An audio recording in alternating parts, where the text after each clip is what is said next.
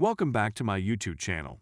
Make sure to like and subscribe to the channel for more interesting stories like these. Now, let's get into today's story video. Me, 22 male, just found out my girlfriend, 22 female, of 7/1/2 years cheated on me, slept with another guy. I'm whirling around like a top.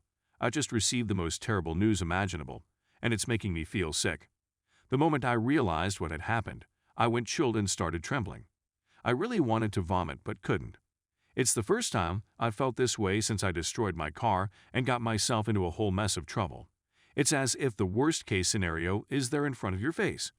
My girlfriend had been acting oddly recently. Something didn't seem right.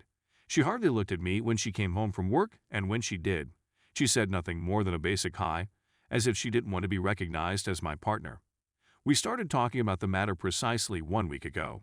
She was tired of our relationship and worried that if it continued on much longer, she would grow to despise me. I was relieved when she admitted that she was right. That was my thought as well, since I had felt the same way the previous year. If you look at my post history, you'll notice a post I made to this subreddit with the same thoughts, which is quite helpful in explaining it. Even though I didn't want to wind up in a relationship with someone I still loved, I was bored and wanted to go out into the world without being recognized as someone who had been in a long-term relationship. Consequently, we agreed that she would find a new place to live and that we would separate or go on a break, as she put it, to regroup. You never know when we could get back together. It might be 6 months, a year, who knows. Then things became more weirder, and she seemed much more distant than she had been before. For a while, I put it down to the fact that we had allegedly broken up. But as the days passed this past week, I began to get the unsettling feeling that something sinister had happened. My awful sensation wouldn't leave my brain. We humans are very excellent at sensing things, and when you get that feeling, you know exactly what you're dealing with. So I went in search of the answer. My girlfriend is also a very good liar, so I knew I'd need evidence before I asked her out on a date with me. I did something I really didn't want to do. I went through her Facebook messages and replied to them. She had recently been conversing with and hanging out with an old female friend from a long time ago, and this was the topic of conversation I was listening to at the time. It wasn't long before I came to her and began talking about myself, and it didn't take long for me to come across the words that tore my heart out. I had another encounter with Luca. In the interest of full disclosure, my given name is not Luca. It gets worse when her buddy asks, "And how did it go?" To which my girlfriend replies, "Amazing." As soon as I got the opportunity, I confronted my girlfriend about it, and she categorically denied it at first, and then she denied it again and again. I informed her that it was unnecessary to lie any longer, since she was just aggravating the situation. She ultimately gave me a nod, and I returned the gesture before discreetly fleeing the site of the crime. This was not an instance of a woman returning home with a guy who was inebriated. While we were still at home, she said, "I'm going to stay with my friends tonight, okay?"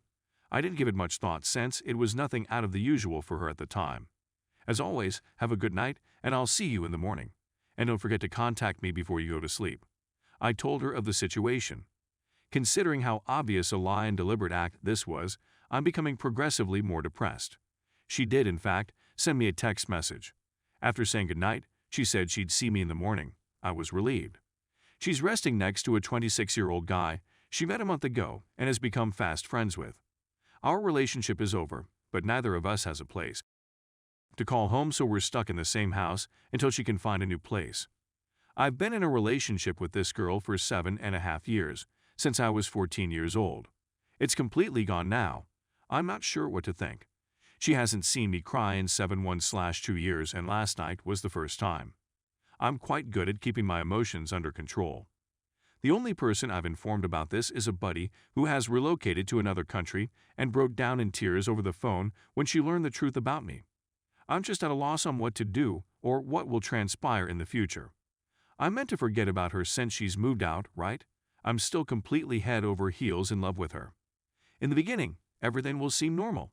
I'll get 2 feet off the ground, but as soon as I remember what happened, I'll be pulled under the surface.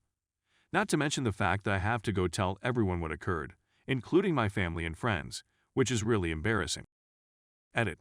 It seems I didn't make it clear. My apologies. She cheated on me before we discussed splitting up. I just learned about it last night. Edit 2.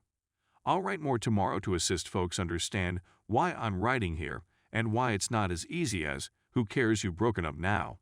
We still love one another, or at least I did, she claimed. I'm simply looking for anybody who has had a similar experience. Thank you for your time and responses. I'm off to bed now. I'm on the other side of the planet. Story 2. If they cheated on you, they'll very likely cheat on their future partners too. A quick summary of my relationship with my narcissistic ex-partner is as follows. We'll be together for a year. That is, the whole calendar year of 2020, so make your arrangements appropriately. 2 weeks before my birthday in December 2020, which was 2 weeks before my birthday in December 2020 arrived D-Day, I discovered that he was contacting ladies he met on Reddit using a phony phone number, which I was able to track down and identify as belonging to him. In addition, I discovered that he had been having encounters with a colleague for 3 months at the time of my investigation. I also discovered that he had infected me with HPV, and as a result, I had precancerous abnormalities in my cervix that I had been completely unaware of until now. I made the mistake of pursuing couples therapy with him, as well as individual counseling for myself and him, all of which were unsuccessful. During the second session of couples counseling, he had already began attempting to attract female visitors to his home for the purpose of working out. This was the last straw that convinced me that I did not want to see him ever again in my life.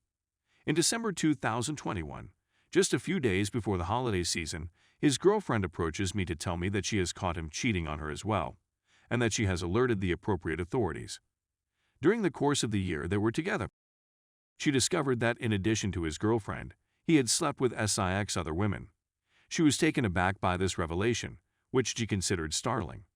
His girlfriend told me how he was always open with his phone and laptop, never concealed anything from her, presented her, and his other GF, to all of his friends and family, and they didn't say anything to either of them, but he was the polar opposite with me. When it came to me, he kept everything a secret from me and his buddies as well as himself. He has cheated on me in every one of our relationships, no matter how he portrayed himself in those circumstances, and it is interesting to see. He had experienced a significant decline. In the end, I was able to show his innocence, since I was able to demonstrate that he only had one other female encounter while he was with me. However, SIX in a previous relationship.